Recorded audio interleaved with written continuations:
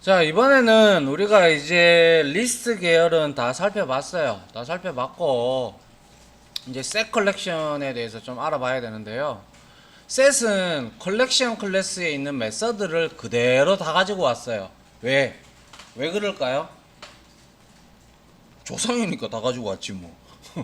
맞잖아요. 그런데 중요한 거는 리스트에 비해서 이 셋 컬렉션은 순서가 없죠. 인덱스가 없단 말이죠.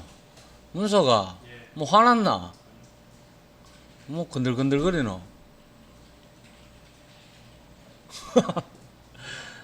자, 여튼 자, 셋 인터페이스는 한번 봅니다. 특징을 우리가 앞에서도 봤지만 셋 인터페이스 같은 경우는 특징이 이제 순서를 유지하지 않는다.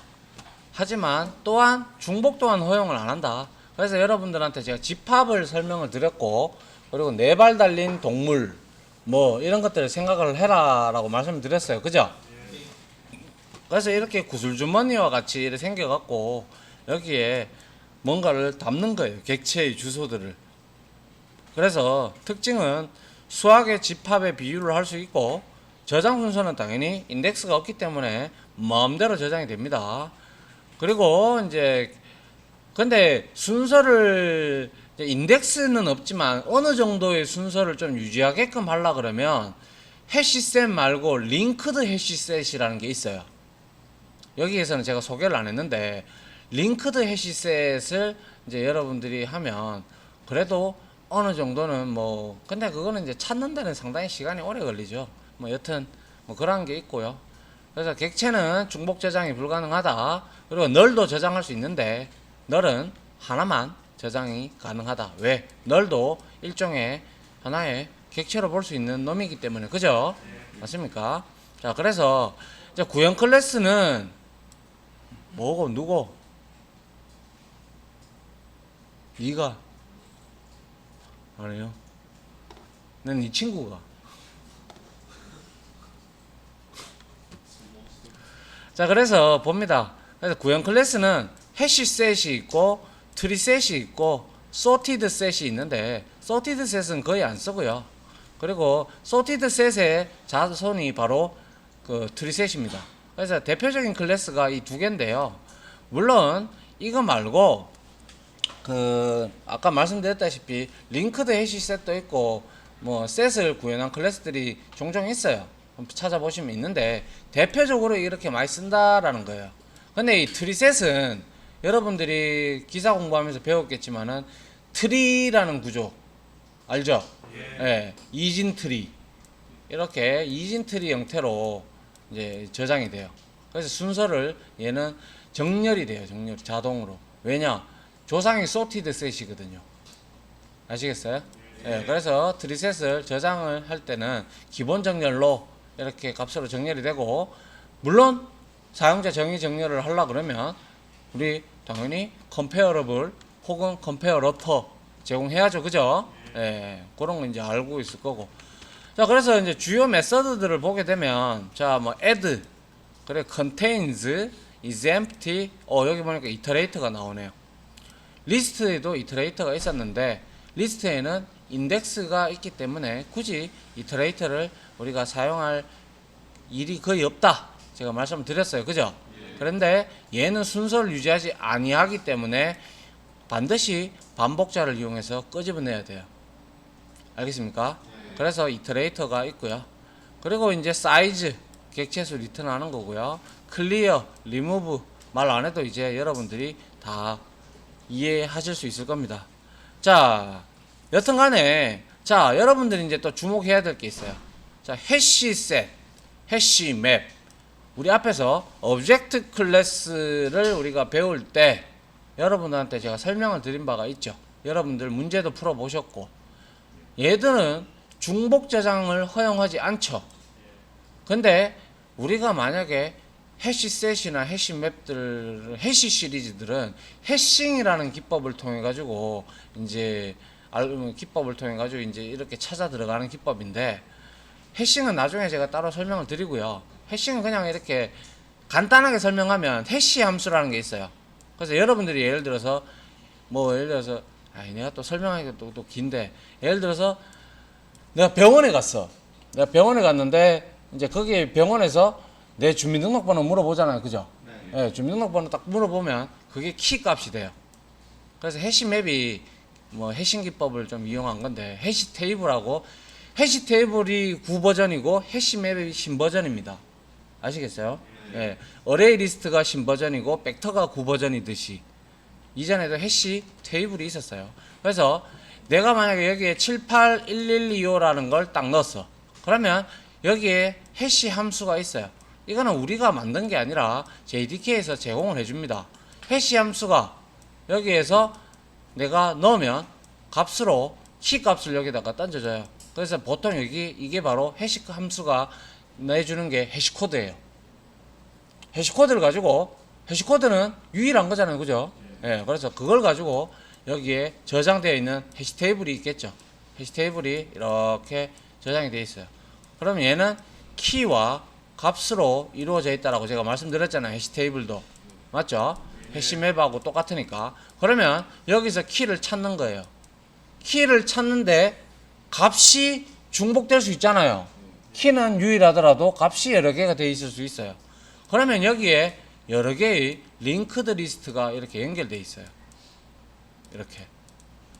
왜냐하면 7811225를 넣어서 나의 이름으로 해시코드를 했다.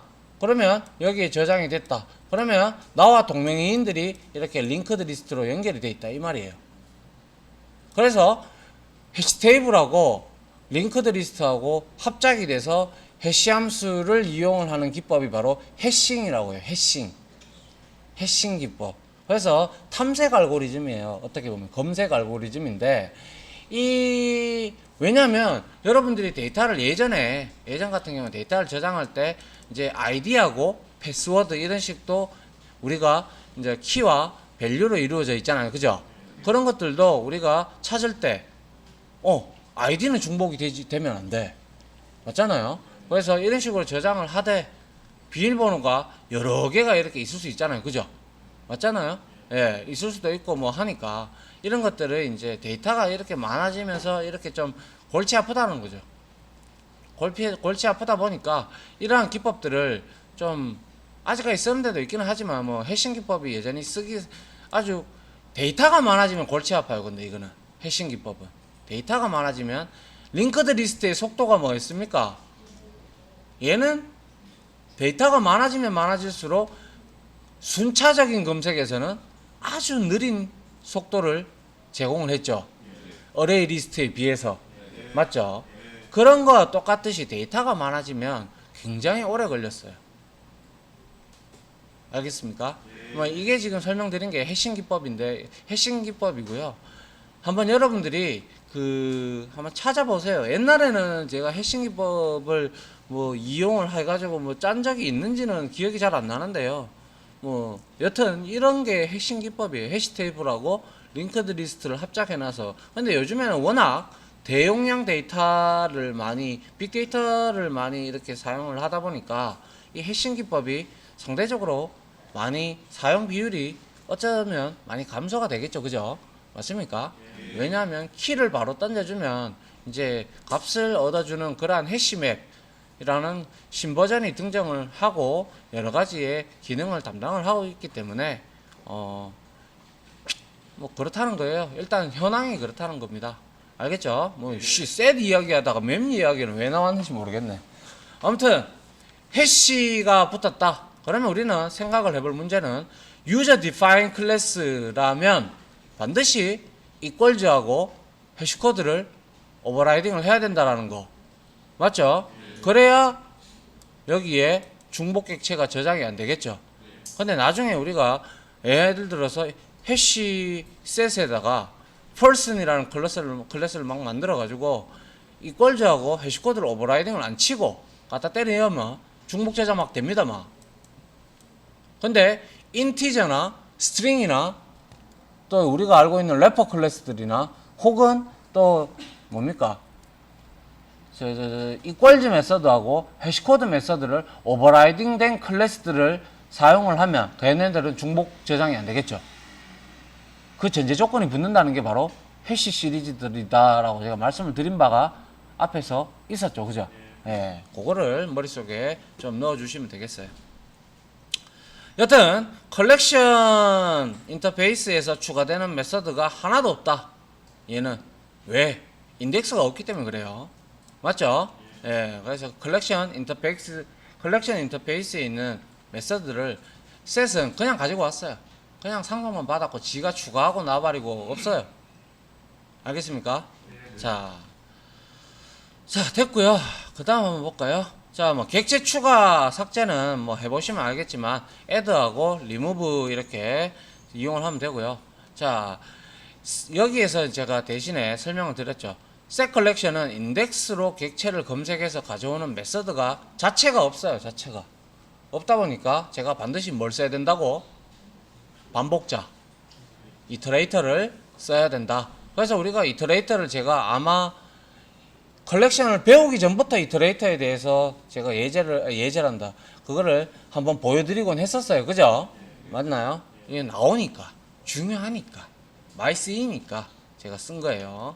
그래서 대신 전체 객체를 대상으로 한 번씩 반복을 해서 가져오는 반복자 이터레이터를 제공을 한다 해서 이렇게 셋에 있는 이터레이터를 이 이터레이터를 이용을 하면 상당히 좋습니다. 나중에 맵 계열들은 제가 설명을 드렸지만 이런 맵 계열들은 전부 다 키와 밸류로 이루어져 있기 때문에 순서도 유지하지 않고 키가 또 중복 저장도 안 되기 때문에 이런 것들을 끄집어낼 방법이 없단 말이야.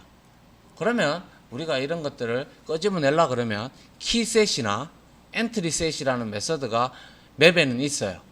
그러면 키만 싸그리 모아가지고 집합 형태로 딱 바꿔주는 게 바로 키셋이라는 메서드고요. 그리고 제가 뭐라 그랬어요? 키와 자꾸 맵 이야기를 왜 하지 내가? 자꾸 키하고 밸류 값의 한 쌍을 우리는 제가 뭐라고 한다 그랬나요? 엔트리라고 했어요. 맞죠? 그 엔트리를 싸그리 다 가져오는 거는 집합으로 만들어주는 거는 엔트리 셋입니다. 그거 나중에 얘기합시다. 알겠죠? 자, 여튼 그런 형태가 있고요. 보시면 자 이터레이터는 has next 갖고 올 거 있니 물어보는 거고요. 자 next 그냥 갖고 와 이 뜻입니다. 맞죠? 그래서 while문을 써서 우리가 쓰면 되고 역시 향상된 포문도 써도 무방합니다. 맞죠? 예, 어차피 주소 가져올 타입을 우리가 알고 있다면 향상된 포문을 쓰면 되겠죠. 맞습니까? 자 됐고요.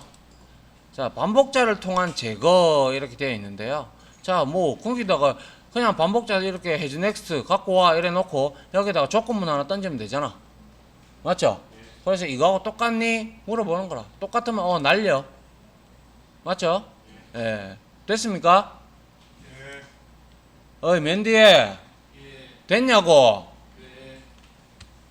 자 이렇게 해서 반복자를 통한 제거까지 한번 봤고요.